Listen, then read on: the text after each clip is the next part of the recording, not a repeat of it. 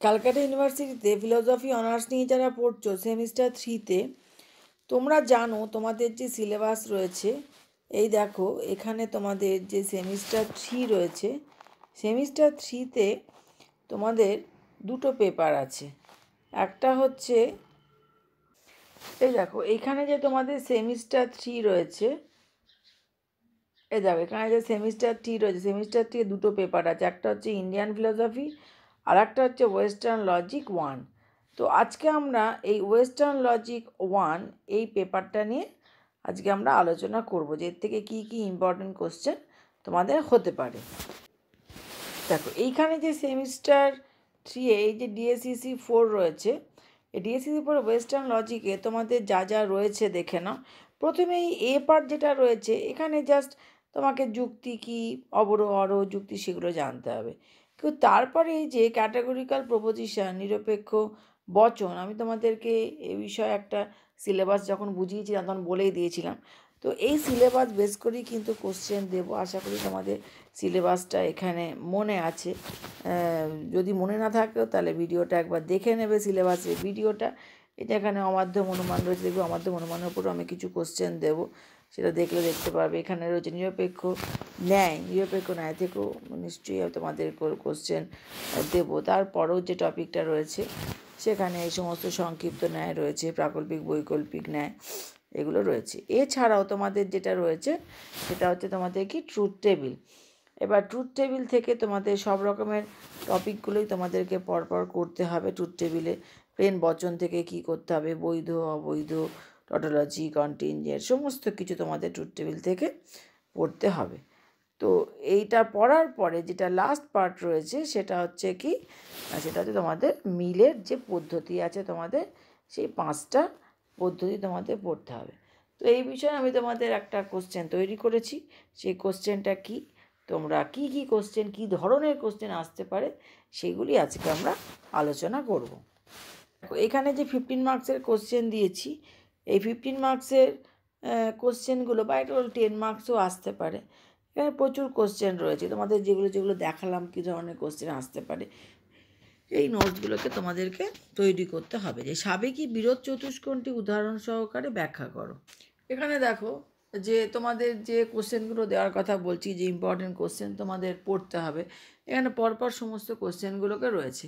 যেমন সাবেকি বিরোধ চতুষ্কোণটি উদাহরণসহ ব্যাখ্যা করো। নব্য যুক্তিবিজ্ঞানীরা এই চতুষ্কোণে কী কী পরিবর্তন করেন এবং কেন। তারপরে দেখো মিশ্র ন্যায় থেকে একটা কোশ্চেন রয়েছে। তারপরে আছে পদের ব্যাপ্যতা থেকে। তোমরা কোশ্চেনগুলো ভালো করে আজকাল শোনো না, সেটা আমি বুঝতেই পারি, তো এই জন্য অনেক সময় আর বলেও দিই না। তো এটা 3 নম্বরটা রয়েছে কি, পদের ব্যাপ্যতা। কাজেই পদের ব্যাপ্যতা আর উপরে একটা বড় নোটস কিন্তু তোমাদের তৈরি করতে হবে।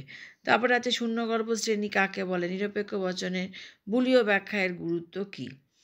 নেক্সট রয়েছে যেমন কপিকে অনুসরণ করে মিলের তো 5টা পদ্ধতি আছে।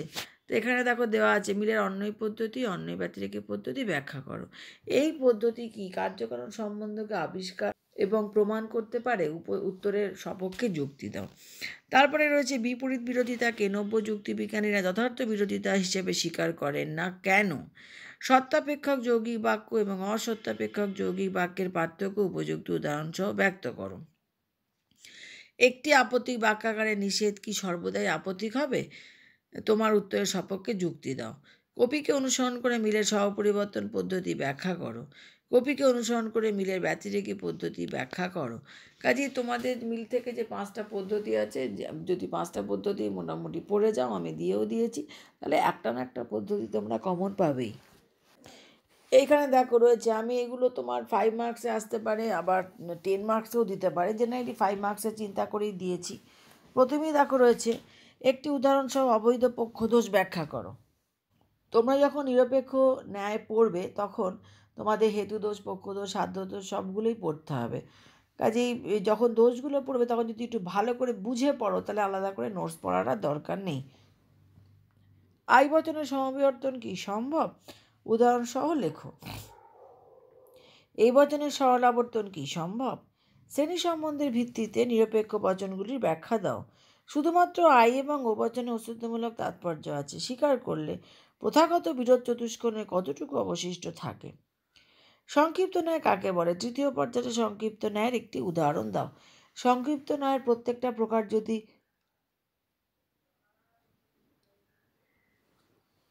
সংক্ষিপ্ত ন্যায়ের প্রত্যেকটা পর্যায়েই তোমরা দেখে রাখবে। কাজে এরকম যদি মেনশান করে দেয় তৃতীয়কে দ্বিতীয়, তো সেক্ষেত্রে লিখতে কোনো অসুবিধা হবে না। পরিপূরক শ্রেণী কাকে বলে? পরিপূরক শ্রেণী কী হবে তা নির্দেশ করো। সত্যতা ও বৈধতার সম্পর্ক ব্যাখ্যা করো।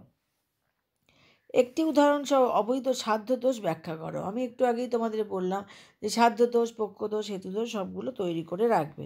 স্বতঃসিদ্ধ বচনাকারগুলি কেন যৌক্তিকভাবে সমার্থক? একটি স্বতঃসিদ্ধ বাক্যকে নিষেধ করলে কী ধরনের বাক্য পাওয়া যায়? সত্যাপেক্ষ যৌগিক বচন কাকে বলে? এই যে কোশ্চেনগুলো তোমাদেরকে দিলাম পরপর, প্রত্যেকটা কোশ্চেন খুব ভালো করে তৈরি করবে। আমি চেষ্টা করছি যে এই কোশ্চেনগুলোর অ্যান্সার তোমাদেরকে দেওয়ার জন্য। যদি তোমাদের কাছে কোনো বই থাকে তাহলে প্রত্যেকটা বই থেকে অ্যান্সারগুলোকে খুব ভালো করে যদি তৈরি করে রাখো, তাহলে তোমাদের কোনো অসুবিধা হবে না, খুব ভালো পরীক্ষা তোমাদের হবে। এই বিষয়ে প্রচুর লজিক তোমাদের করাই আছে। যদি কোনো আমি লজিকের ক্লাসগুলো পরপর দেবো, তখন তোমরা দিতে থাকবে।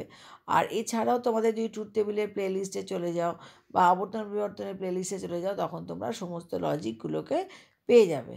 কাজেই যদি তোমরা কোনো কিছু না পাও, সবসময় তোমরা প্লে লিস্ট চেক করো। প্লে লিস্ট চেক করলে দেখবে তুমি লজিক পোর্শন পুরোটা পেয়ে যাবে। এবং ডেসক্রিপশানে আমি তোমাদের এখানকার লজিকের কিছু লিঙ্ক আমি তোমাদেরকে দিয়ে দেবো। তাহলে ঠিক আছে, তোমরা তাহলে এই লজিকগুলো, কোশ্চেনগুলো পড়ো এবং যে লজিকগুলো আছে এগুলো খুব ভালো করে প্র্যাকটিস করো। কারণ শীঘ্রই খুব কাছাকাছি তোমাদের পরীক্ষা প্রায় এসেই গেছে। তার জন্য তোমরা খুব তাড়াতাড়ি